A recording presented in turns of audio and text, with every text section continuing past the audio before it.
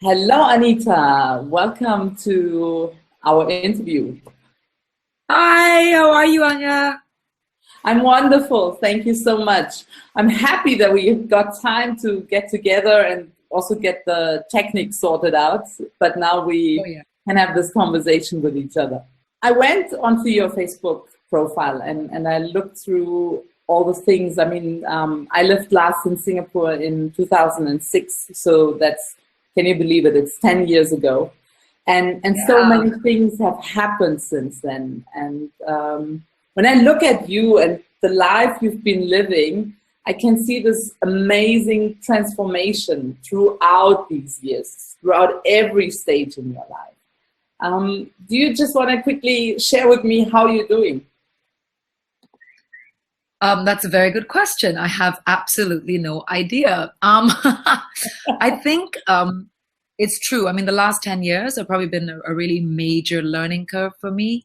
And I don't know if the learning curve would have been as interesting and as nuanced and textured if I hadn't had to have coped with things that were not as sort of wonderful or pleasant. In the last 10 years, I've had to cope with my mom having had a second stroke.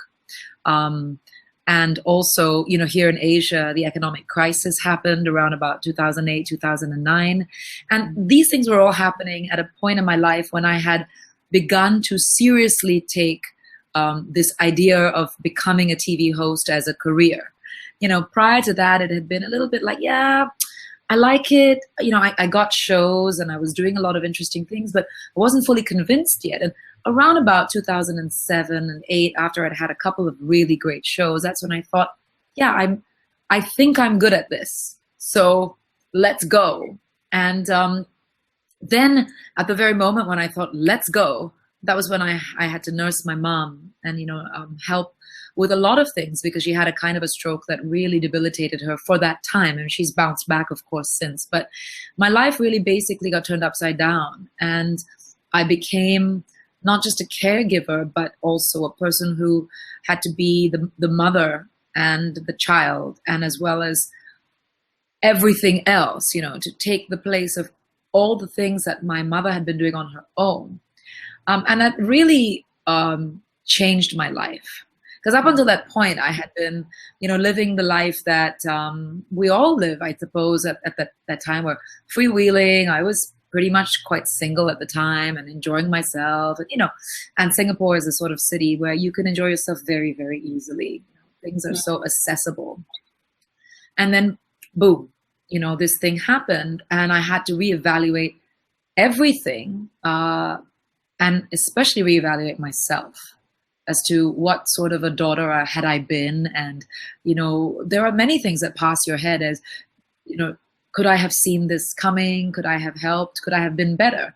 And then after a while, you realize that illnesses come and go, stuff happens, and you have to ride the waves. And sometimes, though, you fall off the board and you're drowning, but it made me, I hate to say someone else's illness made me a better person, but the trials and tribulations of what I went through, I hope, made me a better person.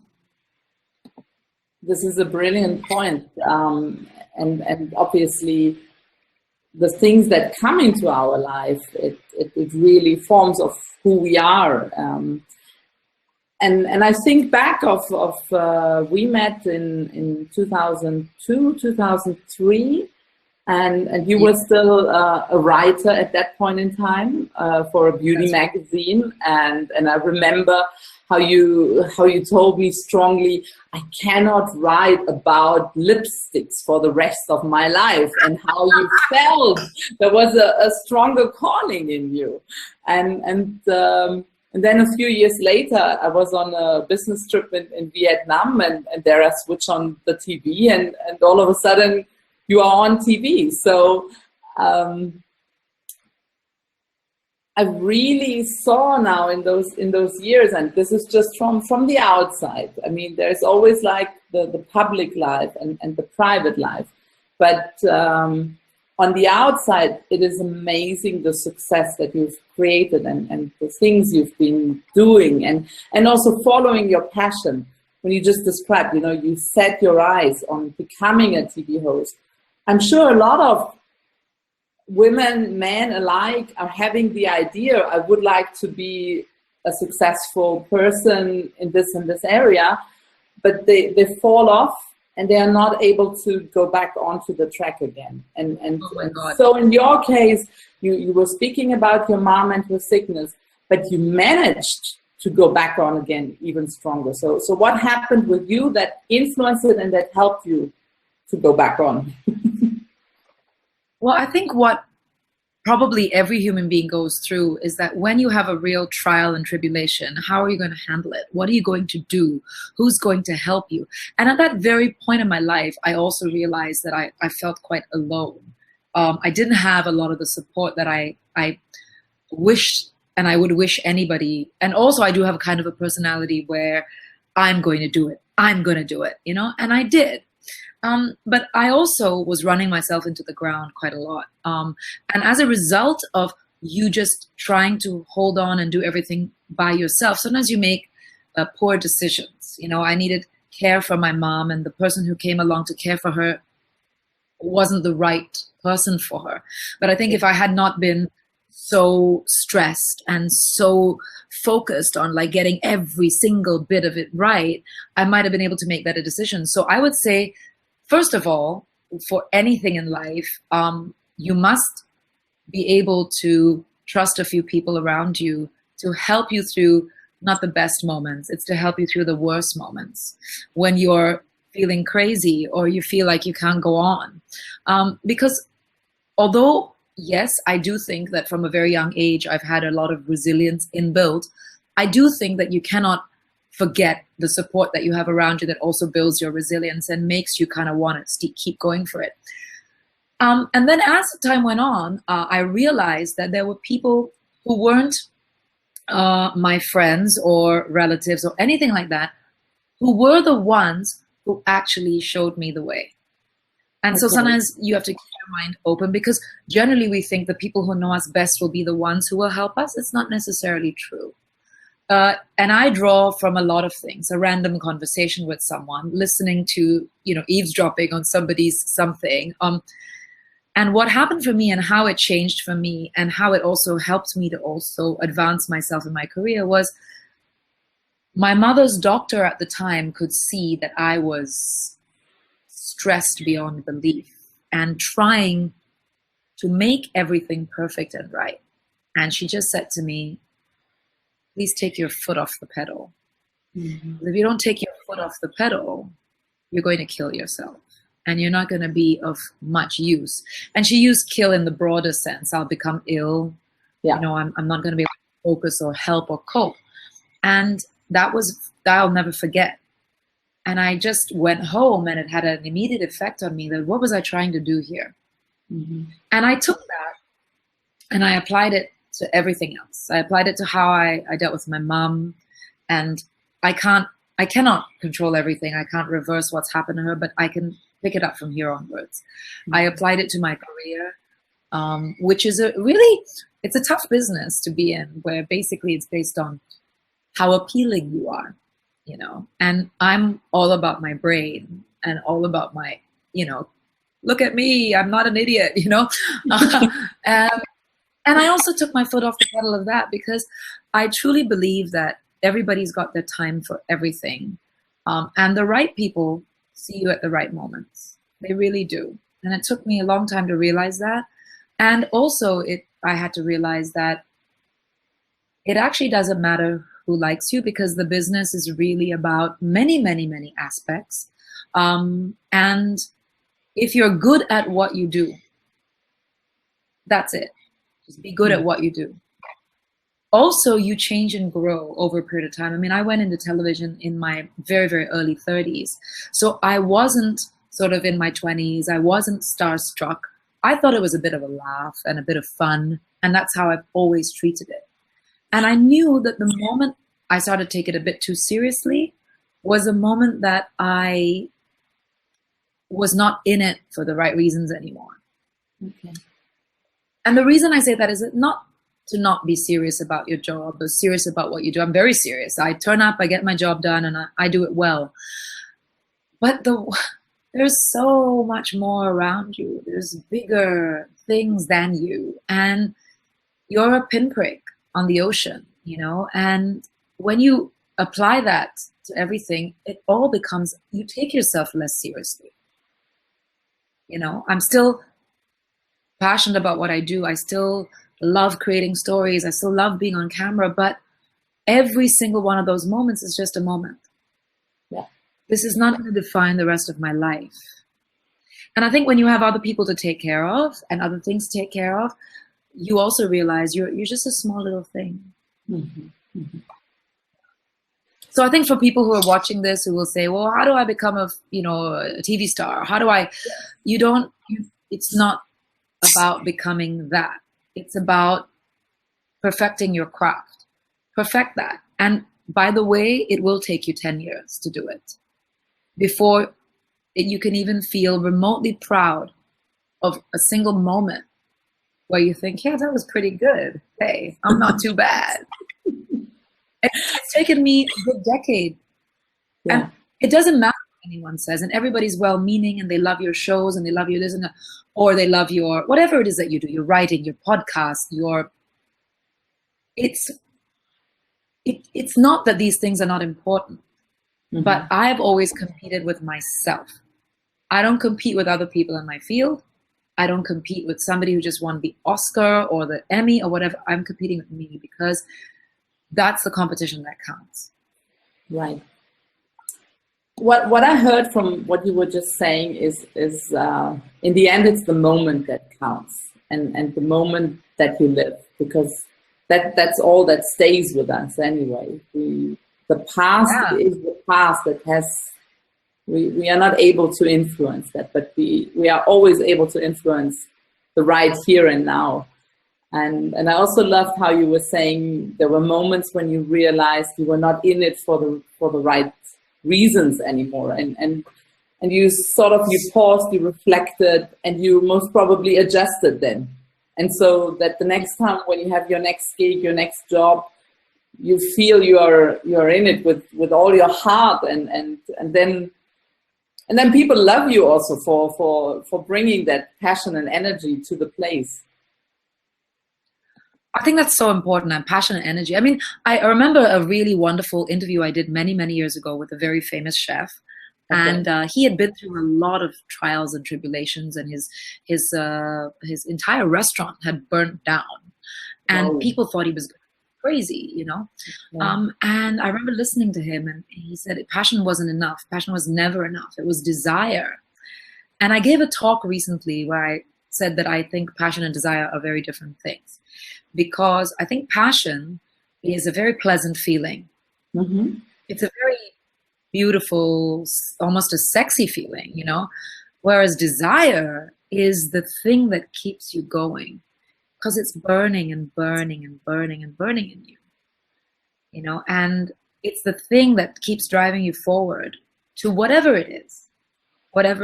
It doesn't have to be an achievement. It can be just to be more present. I desire to be more present. I desire not to handle myself in such and such a way. I prefer to be in that kind of a way, because even to do a meditation in the morning, mm-hmm. It has to be a desire to do it. Right. I can be passionate, but then I'll be like, you know what? I'll do it later because I'm passionate, but it can wait, Yeah. But desire is like, I can't live without this. There is a need in it. Like what I hear is the difference between passion and desire is desire has also a need for it in it. That's right. Well, passion can be quite passive. Mm-hmm. Yeah. Cool. So yeah, and also to remember that your life is changing in segments. It's changing all the time. In the 10 years, I've probably had crossroads 3 times. Okay. And a crossroad is a question. Yeah. It's a question. It's like, where do I go now? And it's also a way to motivate you and push you forward, because you can't resolve it fast. You know, crossroads are like, oh, I got to think about this. I need to reflect on this. And it allows you to sort of like, okay. And it will come until you're able to cognitively, emotionally, and impactfully answer that message. How do you show up to people in your circle, or even when you meet strangers on the road, when you see they have been maybe fallen off the track and are somehow not able to get back on again? What do you do? I think empathy. Yeah. Empathy is the first line, which again is different from sympathy. And empathy is because I've been there. So I think you can only speak with certainty about things that you've experienced in your life. You know, the rest of it is just trying or bullshitting, you know. So when you see another person, and I've seen many people, you know, who you feel they've fallen off track. And so I think it's to be, first of all, empathy. Second is a no bullshit policy. So don't lie to yourself, and don't lie to me, and don't expect me to lie to you. Right. So once we've addressed the fact that you need to make a person feel some level of love, or to be honored, or to be given some level of respect, then we move to the like, okay, let's cut the crap. Okay. And then after that, that person knows that they've got some support.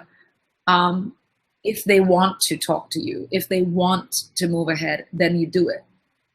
But usually after empathy and no bullshit, most people are like, they feel vulnerable and exposed. So they either walk away and they want to do their own thing, and you have to, as a friend or as a colleague or whatever, let them go.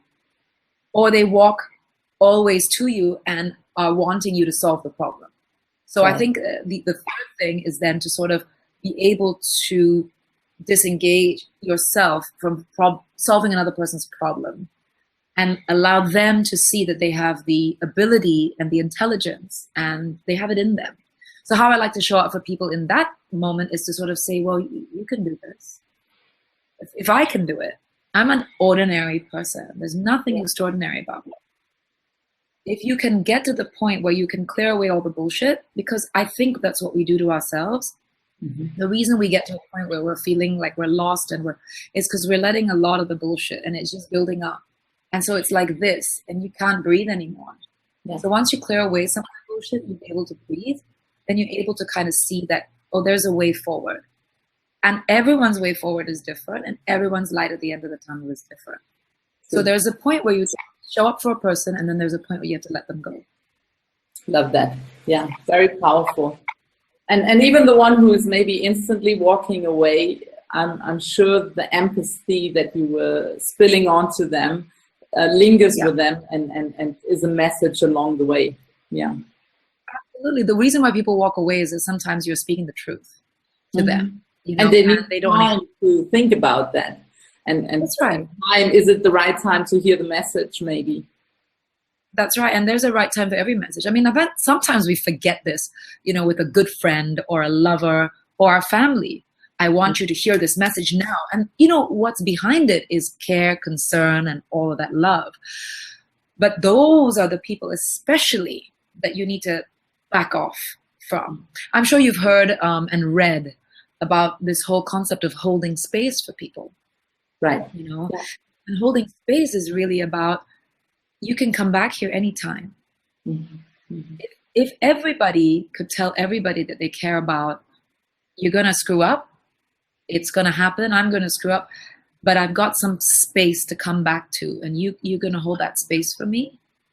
That is the key to, I think, the most loving kinds of relationships and friendships ever. Because what it means is you didn't judge me. You knew I was going to screw up.